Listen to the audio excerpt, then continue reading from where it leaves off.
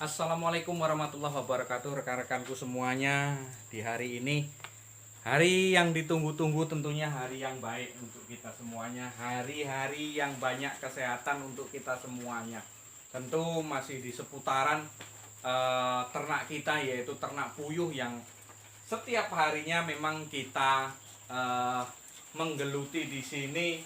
Dan juga kita ya hari-hari kita seperti itu, menjual telur berbagai macam harga dan berbagai macam jenis penjualannya gitu. Kalau di Jambi kan kita menggunakan tray ya. Satu tray itu kan isi 100 gitu.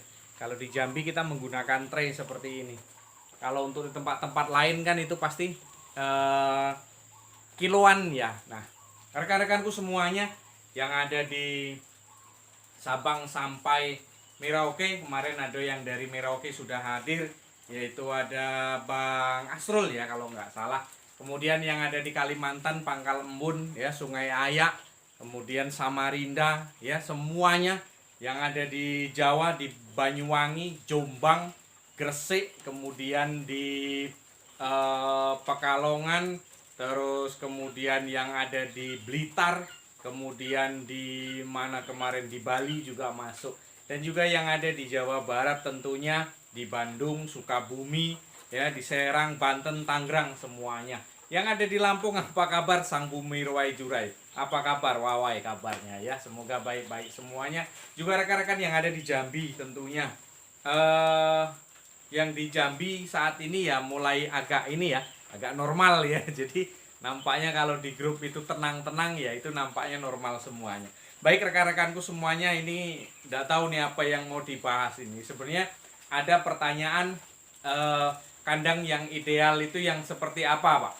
Ini yang dimaksud kandang apa ya?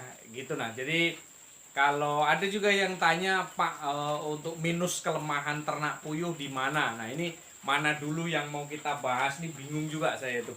Mungkin kita membahas masalah idealnya kandang dulu ya. Kalau ideal kandang itu kalau menurut saya itu ya seperti, kalau pribadi saya ya, dulu saya pernah membuat panjangnya 2 meter. Kemudian ke belakangnya 50 ya. Ke belakang ini 50, kalau yang depan ini kan nggak kita hitung, kita kan menghitung ruangan gitu. 2 meter, musuh setengah meter, 50 itu ternyata kurang ideal ya, ternyata kurang ideal. Kurang idealnya itu gimana ya? Dia itu terlalu banyaknya di situ populasi. Kita isi sekitar ada 40-an atau 50 ya. Telurnya nggak normal, dan kitanya mau kontrol itu kebingungan gitu.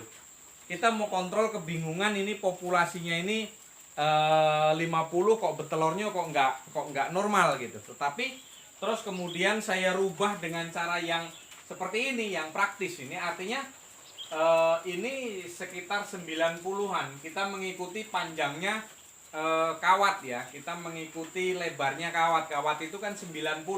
Nanti dari ujung sini, dari ujung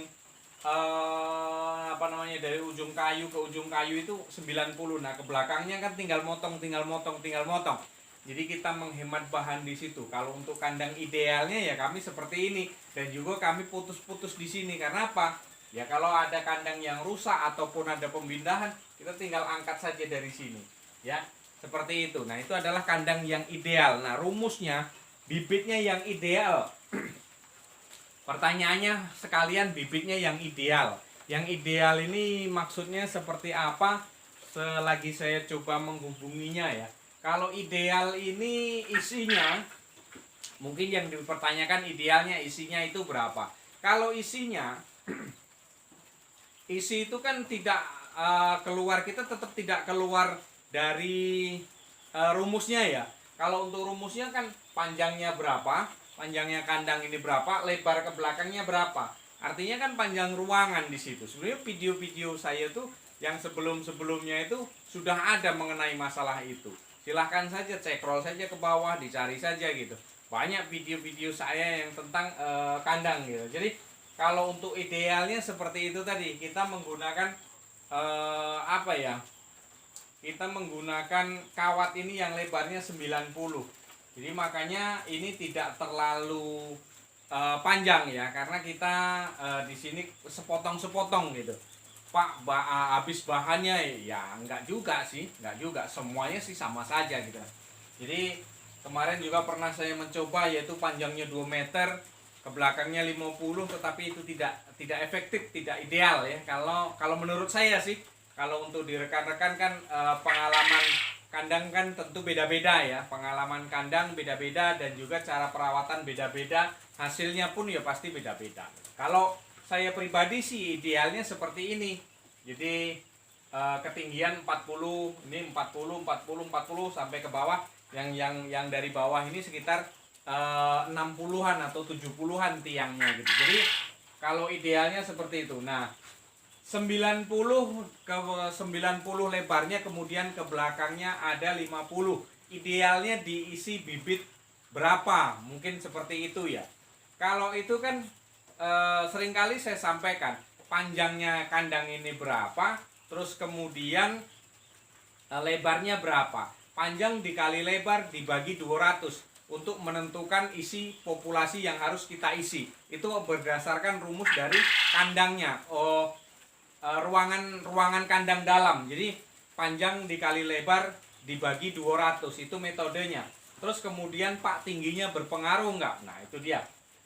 Kalau tinggi itu berpengaruh. Jadi jangan terlalu tinggi. Kalau di belakang itu tinggi dari lantai ke atap itu cuma 20 cm. Kalau mungkin kalau ini ya dari atap sini, dari atap ini sampai ke lantai sini sekitar 30-an. Jadi kalau terlalu tinggi itu memicu nanti puyuh ini lompat. Burung puyuh ini lompat, dan kemudian bahan di atasnya ini kalau bisa ya jangan keras. Ya, kami menggunakan ya baleho ataupun karung-karung bekas gitu, biar supaya dia kalau lompat itu lembut ya. Kalau dia lompat lembut.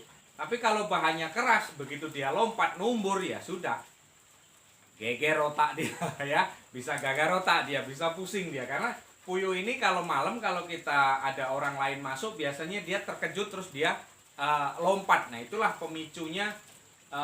Puyuh itu mungkin bisa stres, kepalanya mungkin bisa pecah di situ. Makanya benar sih, kandang yang ideal seperti apa sebelum kita menentukan untuk kita ternak ya. Untuk kandang seperti inilah, kalau menurut ideal saya seperti ini. Nah, isi yang ideal itu tadi 90 dikali 50 dibagi 200 ya. Karena puyuh itu perlu ruang gerak itu 20 cm dalam setiap harinya. Ada juga yang dibagi 225. Itu ada juga yang dibagi 225. Tetapi kalau teori saya pribadi, saya lebih menggunakan 200. Jadi kalau untuk 90 dikali metode dari saya ini kan 90 ya, 90 dikali 50. 90 dikali 50, 4.500 dibagi 200. Nah ini 22,5 hasilnya. 22 ini terkadang kita isi 25 ya, terkadang kita isi 25 masih berani. 22,5 berarti 23 atau 24 ya. Kita genepi 25 biasanya seperti itu. Tapi ya antisipasi ya, terkadang kan di dalam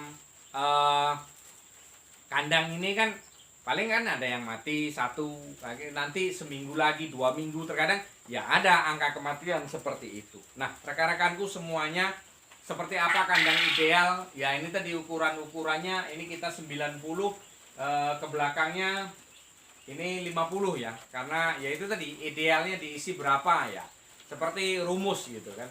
Idealnya diisi puyuh apa? Kalau untuk jenis puyuh sih kita di situ tidak bisa ini ya mau blaster, apakah mau antum, apakah mau golden, ataukah mau peksi, ya itu ya silahkan saja. Tetapi kalau untuk rumus secara ideal pengukuran penempatan jumlah populasi, yaitu tadi kalau menurut saran saya tetap kita di situ panjang kali lebar dibagi 200, hasilnya berapa. Nah itulah yang menentukan isi di dalamnya. Memang kalau kita tidak mengacu ke situ, kalau kita tidak mengacu ke pembelajaran di situ, apa yang akan kita dapat semuanya tidak akan sesuai. Ya, kalau kita berusaha maksimal maka hasilnya akan maksimal. Tetapi kalau kita berusaha asal-asalan, ya hasilnya pun akan asal-asalan. Nah, oleh karena itu rekan-rekanku, kalau bisa kita berusaha untuk maksimal penempatan, maksimal kandangnya, maksimal semuanya, ya, yang ideal semuanya, maka hasilnya juga akan ideal. Insya Allah mudah-mudahan. Ya, rekan-rekan, mungkin hanya itu yang dapat kami berbagi hari ini. Kandang yang ideal itu seperti apa? Ya menurut saya ya seperti ini. Karena dulu saya pernah mencoba yaitu 200 kali panjang atau langsung los gitu ya bisa juga ya, karena pengalaman kandang itu kan beda-beda ya, tidak semuanya harus sama. Kalau semuanya harus sama berarti aneka ragam budaya kita kurang di situ. Ya harus ada perbedaan ya. Kalau kita mencontoh kesamaan yang memang yang kita contoh memang bagus, ya apa salahnya? Kita jangan malu bertanya dengan orang yang sudah berpengalaman gitu. Jadi biarkan kita ikut berpengalaman dengan mereka. Ya, mungkin hanya itu yang dapat kami sampaikan. Silahkan saja like, komen, subscribe-nya yang belum subscribe agar supaya tidak ketinggalan notifikasi kami dalam pemberitahuan setiap harinya, dalam video dalam setiap harinya ya. Terima kasih yang sudah masuk, terima kasih yang sudah komen. Salam buat rekan-rekanku yang ada di seluruh Nusantara, yang ada di Malaysia juga, yang ada di mana-mana ya. Mungkin hanya itu, kurang lebih mohon maaf. Wassalamualaikum warahmatullahi wabarakatuh.